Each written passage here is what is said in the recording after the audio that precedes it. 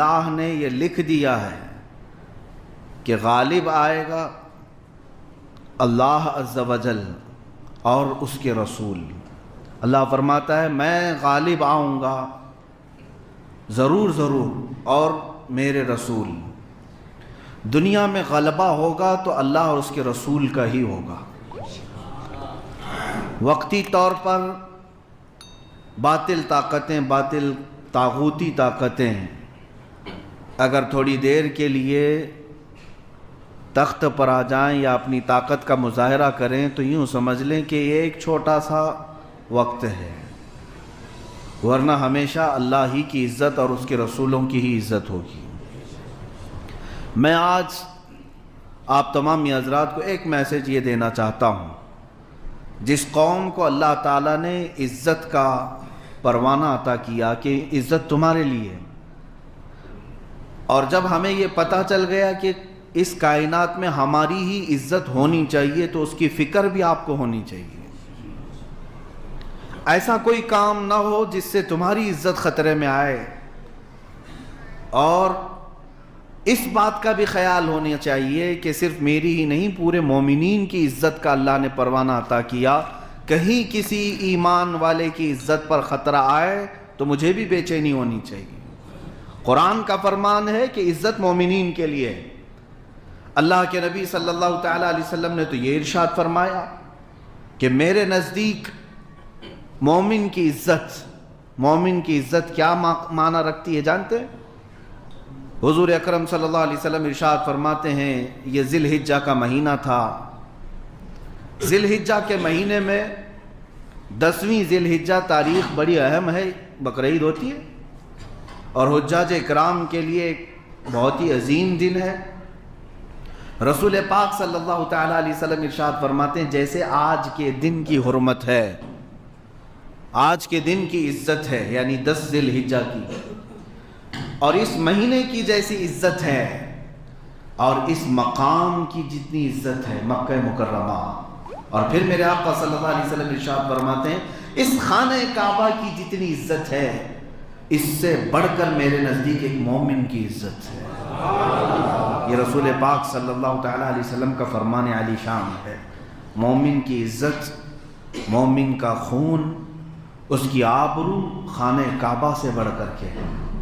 اس بات کا اندازہ رکھیں، کسی مومن کی عزت خطرے میں آتی تھی جب کبھی، تو ہماری تاریخ تو یہ بتاتی ہے کہ ہم اتنے غیرت مند تھے کہ ہم پھر کھانا پانی بھی چھوڑ دیا کرتے تھے۔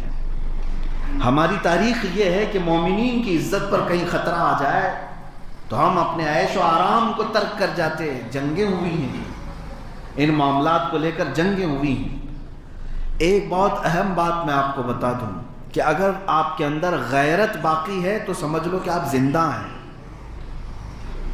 یہ جملہ نوٹ کر لیں، غیرت باقی ہے تو زندہ ہیں، اور گالیاں سن کر اپنے لیے اپنے بھائیوں کے لیے خاموش ہیں تو پھر یہ مردہ لاش ہے۔ اب تو حالت یہ ہے کہ مومنین کو گالیاں سن کر کے تو عادت اتنی ہو گئی کہ اب رسول کو گالیاں سن کر کے بھی کوئی کچھ نہیں کہتا۔ تو پھر یہ زندگی نہیں ہے۔ زندگی جس کے اندر موجود ہوتی ہے، جس کے رگوں میں خون دوڑ رہا ہے۔ میں آپ سے پوچھنا چاہتا ہوں کہ آپ کے گھر کے لیے آپ کا اتنا خیال ہوتا ہے کہ اگر آپ کے گھر کے اندر کوئی نظر بھی ڈال دے، عورتیں ہوتی ہیں، یا آپ کی عورت کی طرف کوئی ہاتھ بھی بڑھائے تو آپ کے اندر غیرت ہوگی تو آپ جواب دے دیتے ہیں اور اس سے لڑ پڑتے ہیں۔ تو یہ انسانی فطرت کا تقاضا ہے، اور جس کے اندر یہ بھی چیز چلی گئی تو سمجھ لیں اس کے اندر نہ مردانگی ہے نہ اس کے اندر زندگی ہے۔ میرے عزیزوں، میں غیرت کی بات کر رہا ہوں، آج اس کو ہمیں دوبارہ اپنے دلوں میں زندہ کرنا ہے۔ اپنی غیرت کو بیدار کرو، غیرت ایمانی، جو غلط چیز کو برداشت نہ کرے اسی کو غیرت کہتے ہیں۔ میں آپ سے سوال کرتا ہوں، آپ نے پچھلے 10 سال سے اگر گالیاں سنی ہیں، چلو اپنے لیے سنے تو معاف کرنے کا حکم ہے کہ آپ معاف بھی کر سکتے ہو، لیکن تم اپنی ماں کے لیے سن رہے ہو، باپ کے لیے سن رہے ہو، تو پھر یہاں پر آپ کی غیرت دیکھی جاتی ہے۔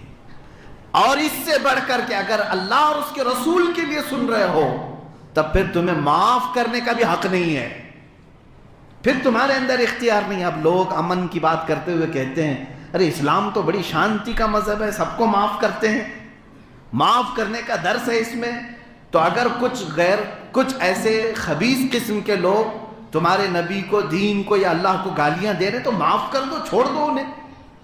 نادانو تمہیں پتہ نہیں معاف کرنے کا حق ہمیں نہیں دیا گیا ہے۔ رسول پاک صلی اللہ علیہ وسلم کی ذات پر، اسلام پر اور اللہ کی ذات پر اگر کوئی بھونکے تو ہم کون ہوتے ہیں یہ معاف کرنے والے؟ اگر ہماری غیرت باقی ہے تو ہم اپنی جان بھی قربان کریں گے اور معاف نہیں کریں گے۔ یہی صحابہ کا مشن تھا، یہی صحابہ کا مشن تھا۔ صحابہ کرام رضوان اللہ تعالی علیہ مجمعین جو جنگوں میں گئے تو کیا ان کے اندر رحم کا مادہ نہیں تھا؟ وہ نہیں معاف کر سکتے تھے؟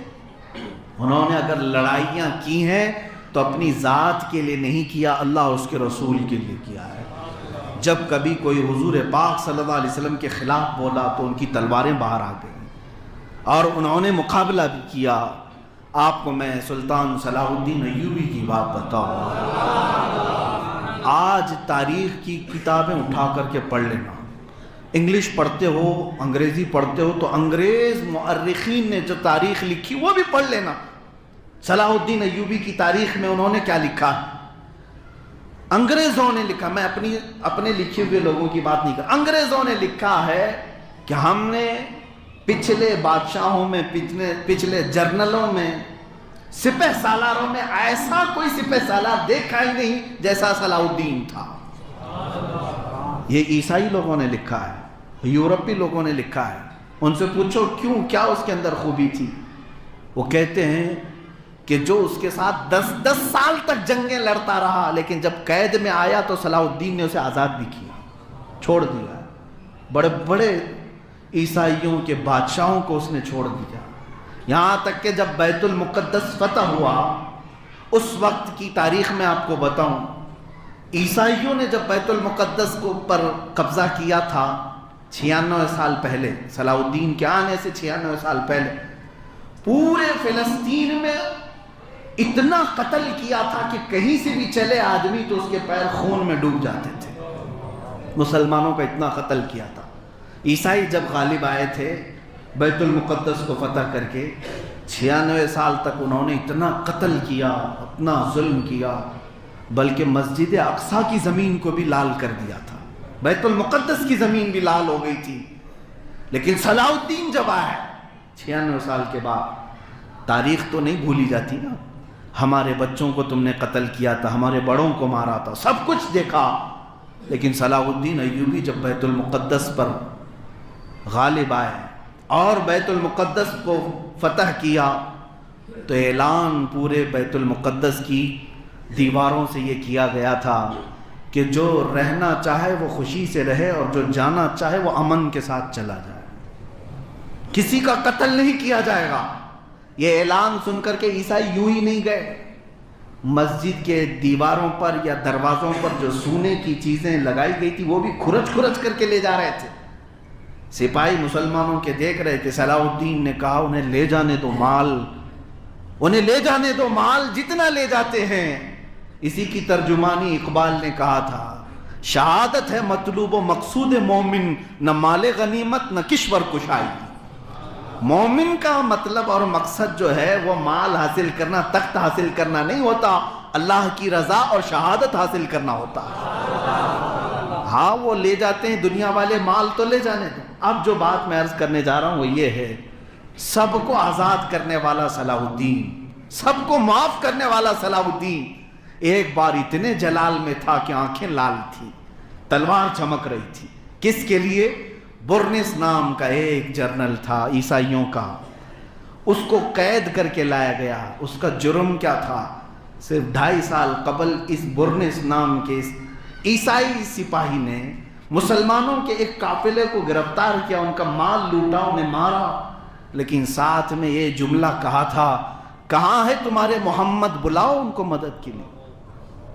کہاں ہے محمد، وہ کیوں نہیں آتا؟ معاذ اللہ رب العالمین۔ یہ جملہ صلاح الدین تک پہنچا تھا۔ کہا کہ اس نے مارا تو مارا، مال تو لوٹا، لیکن نبی کونین کو اس طرح سے جملے کہہ کر کے بلایا۔ صلاح الدین اس وقت بیمار تھے، اللہ کی بارگاہ میں منت کرتے، نذر کرتے، مولا اتنی سانسیں اور بڑھا دے کہ میں اس گستاخ کو سب کے سامنے گردن قلم کروں۔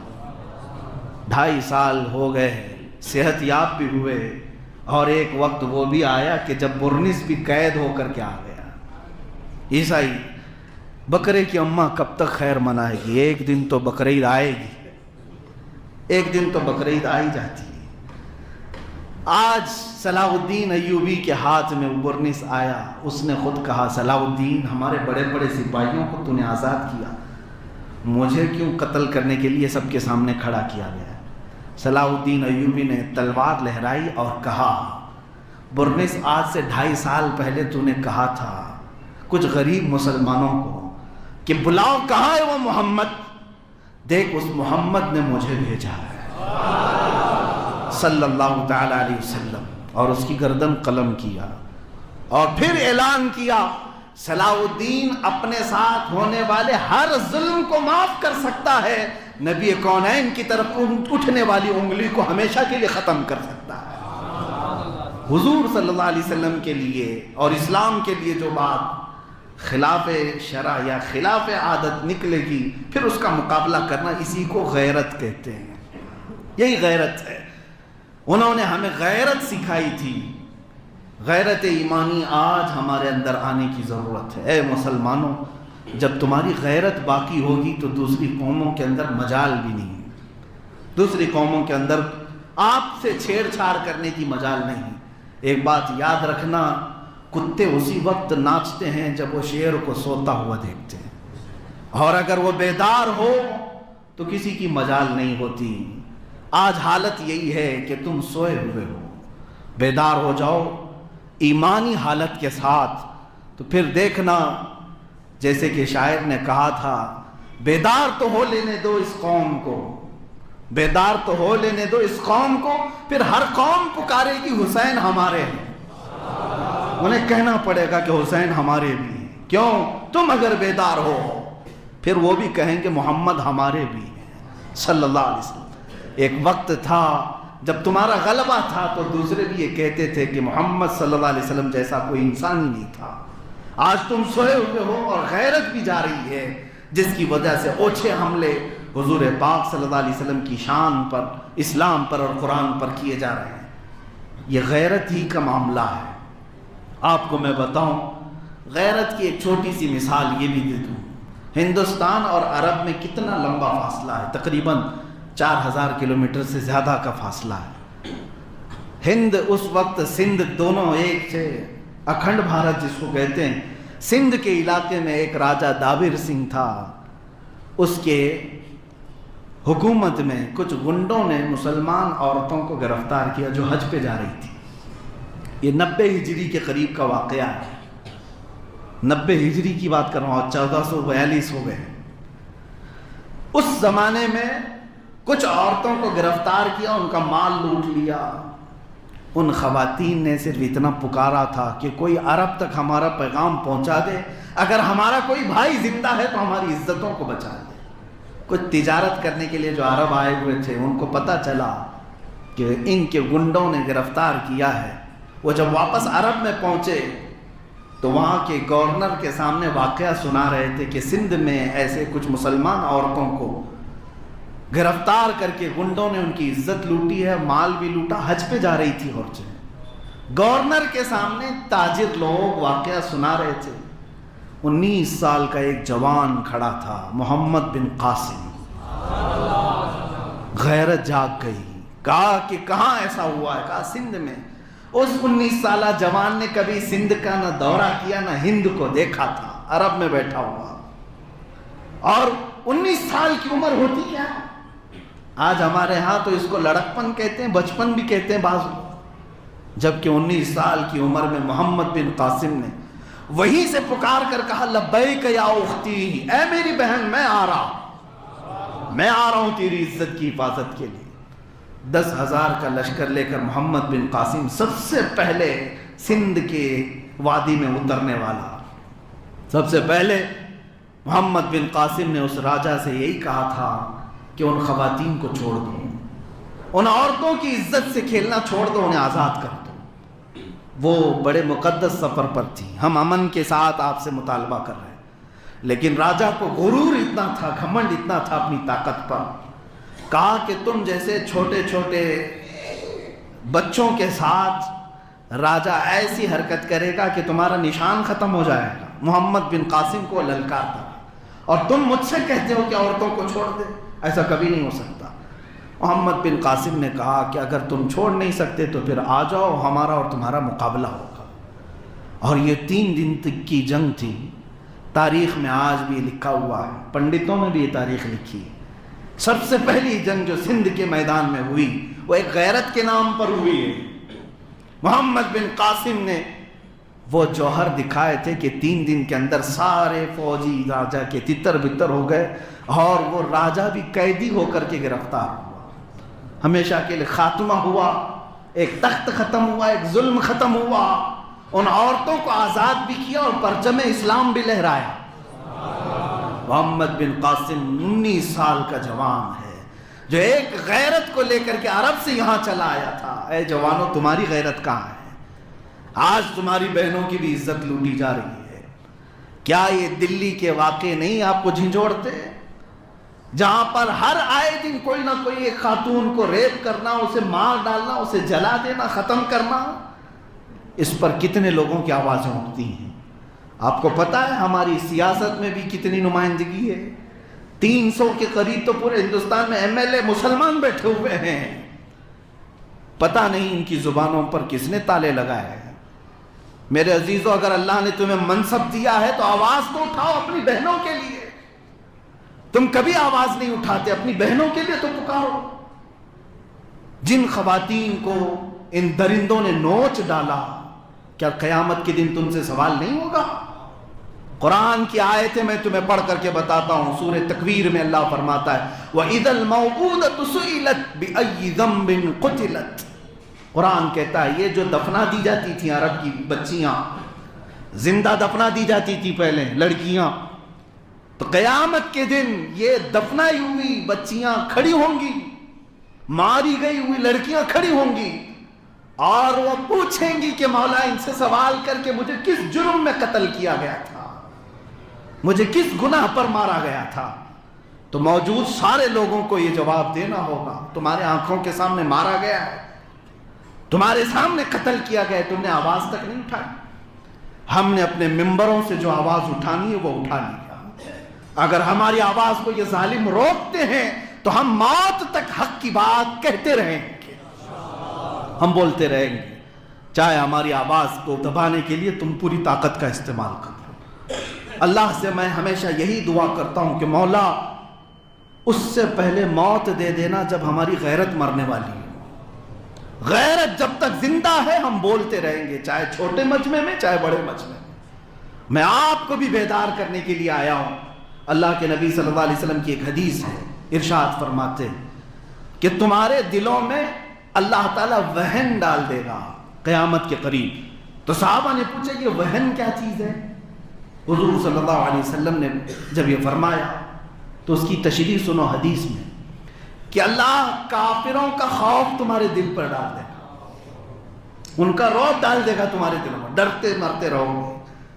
اور یہ ڈر ہی تو دیکھ رہے ہیں لوگ، کچھ ٹوپیاں چھپا رہے ہیں، کچھ داڑیاں چلا رہے ہیں، ڈر کے مارے ہی تو کہ کہیں مجھے آتنکوادی نہ کہتے ہیں۔ ان کے کہنے سے تم سرٹیفائیڈ آتنکواد ہو جاؤ گے، ان کے لیے تم جی رہے ہو۔ میں ہمیشہ یہ کہتا ہوں کہ 1000 یہ ہمارے لیے بھونکے آتنکوادی دہشت گردی، ہم نہ ان کا کھا رہے ہیں اور نہ ان کے لیے جی رہے ہیں، ہم اپنے خدا کا کھا رہے ہیں اور اس کے لیے جی رہے ہیں۔ جب رب تعالیٰ کی بارگاہ میں ہمارا دل صاف ہے تو دنیا کو بھونکنے دو، تم اپنے رب کے لیے سچے مومن بندے تو بن جاؤ۔ کافروں کا رعب تمہارے دل پر ڈال دیا جائے گا۔ تو حضور سے پوچھا صحابہ نے ایسا کیوں ہوگا میرے آقا؟ ان کا خوف ہمارے دلوں پر ڈال دیا جائے گا، ایسا کیوں ہوگا؟ رسول کریم صلی اللہ علیہ وسلم ارشاد فرماتے ہیں جب 2 چیزیں تمہارے دل میں آ جائیں، جب 2 چیزیں تمہارے دل میں آ جائیں تو سمجھ لینا کہ اللہ دشمنوں کا خوف تمہارے دل پہ ڈال رکھے گا، ان کو تمہارے سروں پہ مسلط رکھے گا۔ وہ دو چیزیں کیا ہیں؟ میرے آقا صلی اللہ علیہ وسلم ارشاد فرماتے ہیں حب الدنیا و کراہیت الموت، جب تم دنیا سے بے پناہ محبت کرنے لگ جاؤ اور موت سے ڈرنے لگ جاؤ، یہ دو چیزیں تمہارے اندر اگر آئی تو سمجھ لینا کہ دشمنوں کا خوف تمہارے اوپر مسلط ہوگا۔ آج یہ دو چیزیں دیکھنے کو مل رہی ہیں، سب کو اپنی دنیا سے اتنا پیار ہے، اتنی محبت ہے، ہر کوئی ڈرا ہوا ہے۔ کوئی معاملہ ہو تو باپ اپنے بچے کو اندر چھپا کر کے رکھ لے، بیٹا کائے کو باہر جائے گا، تیری زندگی خراب ہو جائے گی، ہوتا ہے ہونے دو، یہ سب سیاست ہے، یہ پالیٹکس ہے، یہی کہہ کر کے نوجوانوں کو بزدل بنا دیا، مار ڈالا ان کی غیرت کو۔ کئی مائیں ایسی ہیں، کئی بیویاں ایسی ہیں، کئی بہنیں ایسی ہیں جو نوجوانوں کے ہاتھوں اور پیروں کی بیڑیاں بن جاتی ہیں اور غیرت ان کی مار ڈالتی ہے۔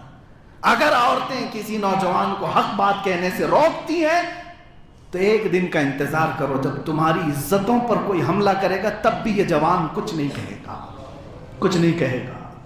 تم نے اللہ اور اس کے رسول کے لیے کہنے سے انہیں روک رکھا ہے۔ آج یہی تو معاملات ہے، ڈر اور خوف، ڈر اور خوف نوجوانوں کے دلوں میں گھر کرتا جا رہا ہے۔ کہیں کسی جگہ پر میدان میں بلایا گیا، 25 لوگ 40 لوگ حاضر ہوئے اور وہ بھی دور سے سیلفی لیتے ہوئے اور کیمرہ کھینچتے ہوئے کہ دیکھتے ہیں ان کے ساتھ کیا ہوگا۔ ہاں مولانا مفتی صاحب میدان میں اترے، بلائیں، چلو دیکھتے ہیں، شانہ بشانہ نہیں، دور کھڑے ہو کر کے ویڈیو تو لے لیں، کیا ہوتا ہے دیکھیں گے۔ یہ حالات ہیں، یہ غیرت ہے۔ غیرت یہ نہیں ہے میرے عزیزو، غیرت تو بدر کے وہ نوجوانوں کے اندر تھی جو 13 سال اور 15 سال کی عمر میں بھی میدان میں آ گئے، 13 سال اور 15 سال کی عمر میں بھی آ گئے۔ معاذ اور معوذ رضی اللہ تعالیٰ عنہ میدان میں آئے، بچے تھے، اور ایک صحابی کو پکڑ کر پوچھتے ہیں چچا جان ابو جہل کس کا نام ہے؟ وہ جانتے بھی نہیں تھے۔ صحابی نے پوچھا تم کیا کرو گے اس کا؟ بچوں نے کہا سنا ہے رسول پاک کو گالیاں دیتا ہے، سنا ہے وہ حضور پاک کو گالیاں دیتا ہے، ہم سے برداشت نہیں ہوگا۔ وہ ہنسنے لگ گئے، کہا تم چھوٹے بچے ہو، وہ سردار قریش ہے، وہ سردار قریش ہے، پہلوان ہے۔ بات ہو رہی تھی کہ اچانک ابو جہل سامنے سے گزر رہا تھا اور صحابی نے بتایا یہی ہے۔ بچوں کی غیرت کو تو دیکھیں، غیرت ایمانی کو دیکھیں، جھپٹ پڑے دونوں بچے اور اس پہلوان کو، سردار کو گرایا بھی اور ذبح بھی کر دیا۔ تاریخ میں یہ لکھا جائے گا، لکھا گیا ہے کہ اوروں نے اگر کافروں کو مارا تو بچوں نے تو کفر کو مارا ہے۔ عزیزان گرامی، یہ غیرت ہوتی ہے۔ غیرت جب کسی کی زندہ ہو تو غلط چیز کو کبھی برداشت کر ہی نہیں سکتا۔ ہاں کیا ان بچوں کو چھوڑ دیا کافروں نے؟ بلکہ ایک بچے کے موڈھے پر تلوار مار دی، ہاتھ لٹک کر کے گر گیا، پھر بھی اس بچے نے ذرا برابر خوف نہیں کھایا۔ میدان چھوڑ کر بھاگنے والوں کا نام غلام محمد ہو ہی نہیں سکتا۔ رسول پاک صلی اللہ علیہ وسلم کے لیے جان کا اور اپنے خون کا آخری قطرہ پیش کرنے والا، اس کا حقیقی نام غلام مصطفیٰ ہوتا ہے۔ اعلیٰ حضرت فاضل بریلوی رضی اللہ تعالیٰ عنہ نے اس خوف کو نکالنے کے لیے تو یہ فرمایا تھا، خوف نہ رکھ رضا ذرا، تو ہے عبد مصطفیٰ، خوف نہ رکھ رضا ذرا، تو ہے عبد مصطفیٰ، تیرے لیے امان ہے، تیرے لیے امان ہے۔ تم اگر نبی پاک کے ساتھ اپنی غلامی کی نسبتیں جوڑتے ہو تو خوف نکالو، بزدلی کو ختم کرو، غیرت کو بیدار رکھو۔ غیرت ایسی ہونی چاہیے کہ آپ خود بھی بولیں، اپنے نوجوانوں کو بھی اس بات کی تلقین کریں کہ کبھی غلط کام کو ہرگز برداشت نہ کرنا۔ جب اللہ نے تجھے زبان دیا ہے، یہ ہاتھ کی طاقت دیا ہے، یا جس طرح کی بھی طاقت دیا ہے، استعمال کرنا اور اس برائی کا قلع قمع کرنا، ختم کرنا۔